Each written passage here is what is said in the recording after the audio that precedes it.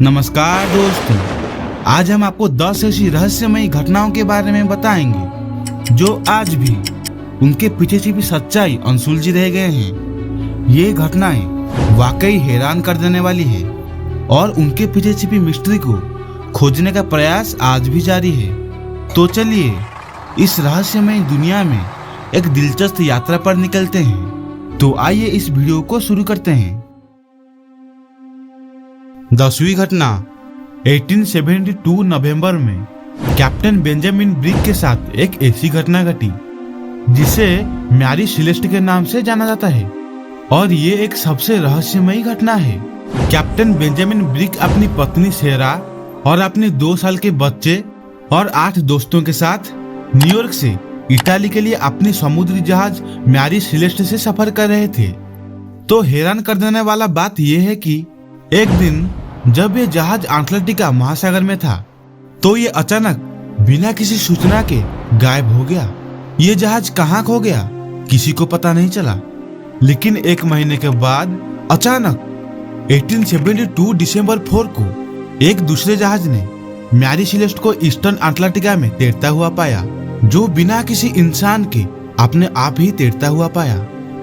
जहाज को इस हालत में देखकर वो लोग आश्चर्यचकित हो गए और सभी लोग उस जहाज में गए, लोगों को ढूंढा, लेकिन एक भी आदमी नहीं मिला।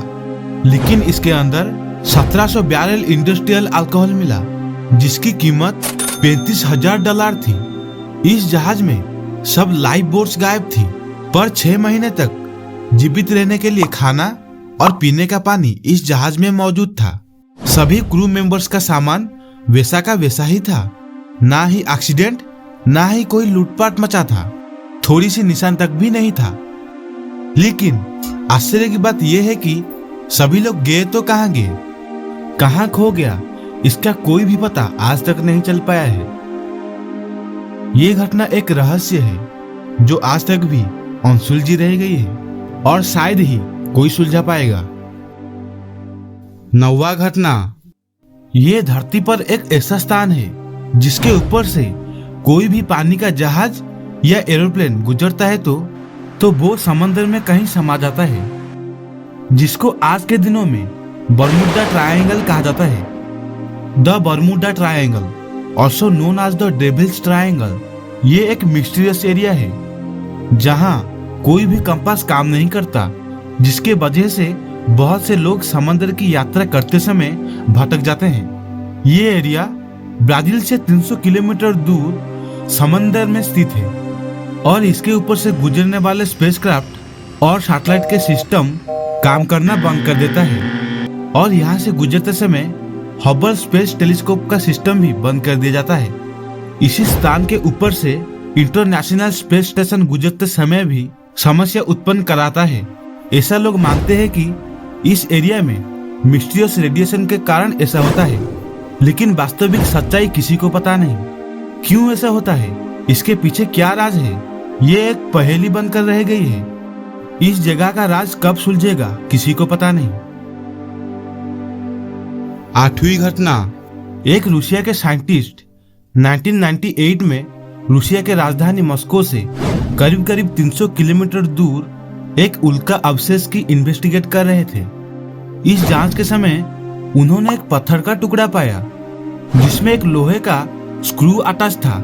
रिसर्च के बाद पता चला कि इस पत्थर की आयु वैज्ञानिकों के मुताबिक बहुत पुरानी है, लगभग 30 करोड़ साल पुरानी। इसका मतलब है कि जब ये पत्थर बना था तब पृथ्वी पर कोई मानव या डायनासोर जैसी प्रजाति मौजूद नहीं थी।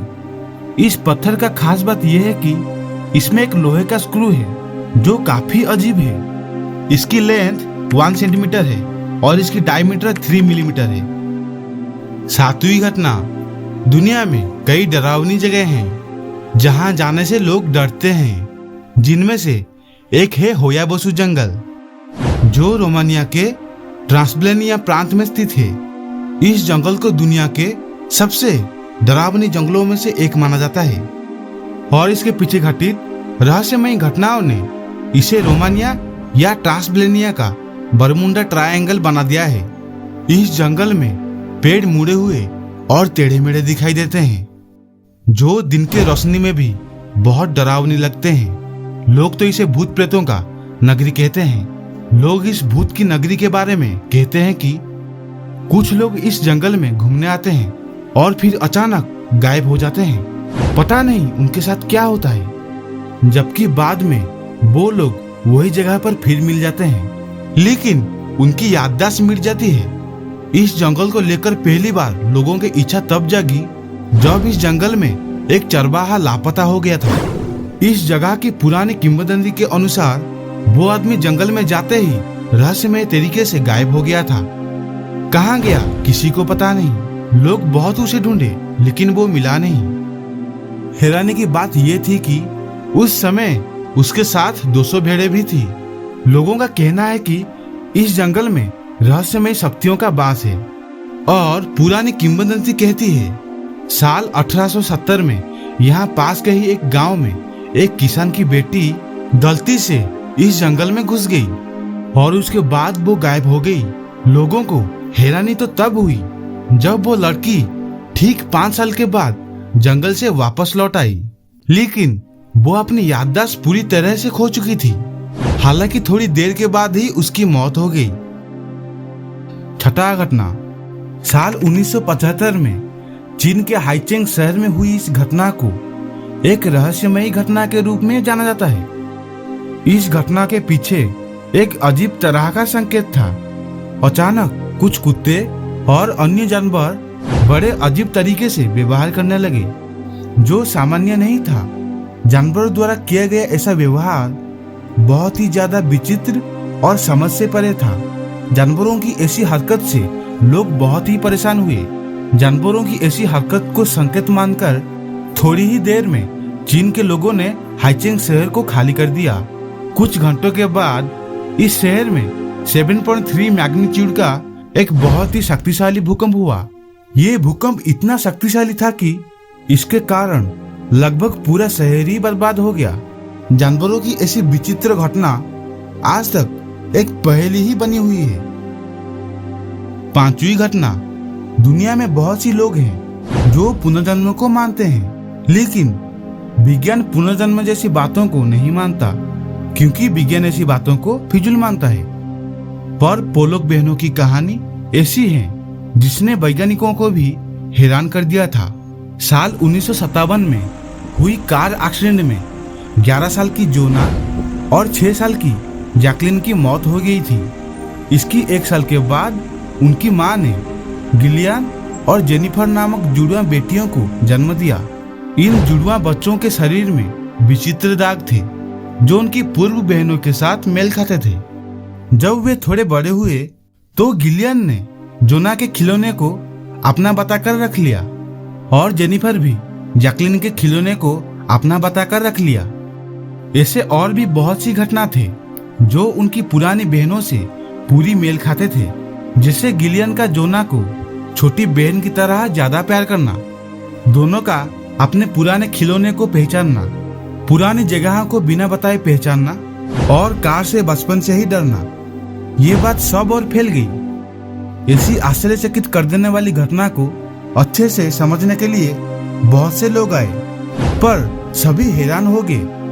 हालांकि उम्र बढ़ने के बाद दोनों बहनों को पिछले जन्म की यादों को भूलते चले गए। चौथी घटना, भौनिच मनुस्क्रिप्ट, जो 240 पन्नों वाली हाथों से लिखी गई एक किताब है जिसे 15वीं सदी का किताब माना जाता है। ये किताब एक रहस्यमयी किताब है और इसके बारे में अब तक कई सवाल बने हुए हैं। इस किताब का असली लेखक, भाषा और इसके विषय के बारे में कोई स्पष्ट जानकारी नहीं है, जिसके कारण यह एक महत्वपूर्ण रहस्य बन गया है। इस किताब में अभी 240 पन्ने हैं, लेकिन माना गया है कि इसके बीच बहुत से पन्ने गायब हैं। इस किताब को कई बार कोशिश की गई समझने की, लेकिन अब तक इसकी सटीक व्याख्या नहीं की जा सकी है। इस किताब में अजीबोगरीब जीव, नग्न औरतें और बहुत सी अजीब चीजों का चित्र बने हुए हैं। कुछ क्रिप्टोग्राफर्स ने इसे एक प्रकार के कोड या छवि के भाषा के रूप में देखा है।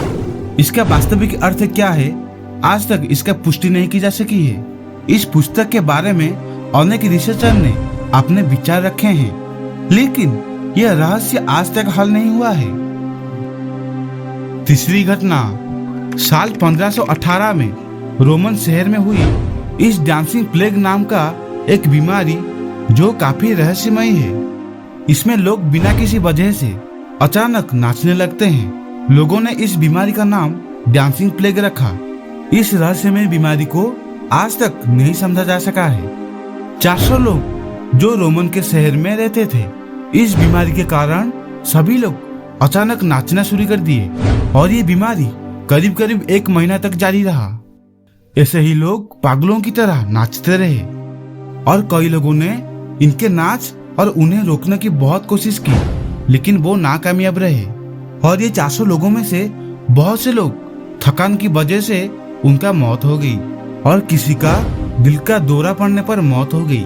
और इसे नाचते नाचते कई लोगों की खून की नसें फट गई और इसी वजह से वो मर गए। ये है ना सबसे आश्चर्यमयी घटना।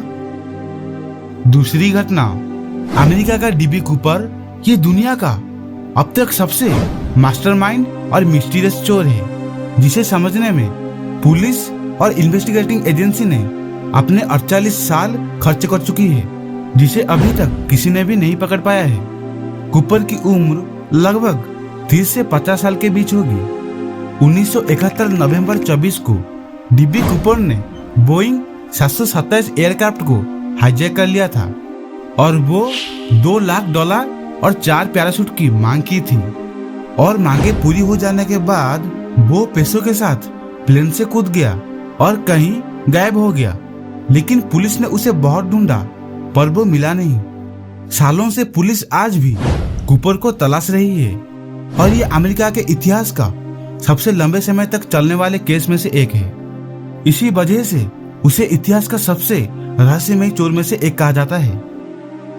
आखिरी घटना अमेरिका के 35वें राष्ट्रपति जॉन एफ कैनेडी की हत्या किसने की और उनको किसने मरवाया, ये अभी भी बड़ा सवाल और रहस्य है। ये अमेरिका के इतिहास में एक ऐसा राष्ट्रपति है जो कभी भी चुनाव नहीं हारे।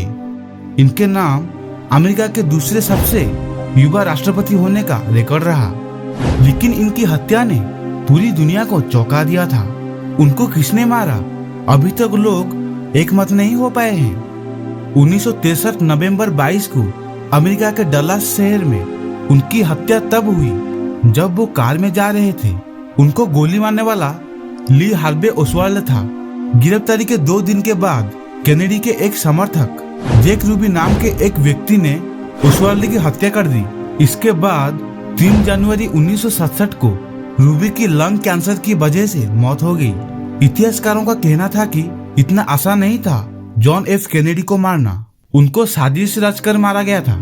ये आज भी एक रहस्य है और आज तक उनकी मौत की वजह स्पष्ट नहीं हो पाई है।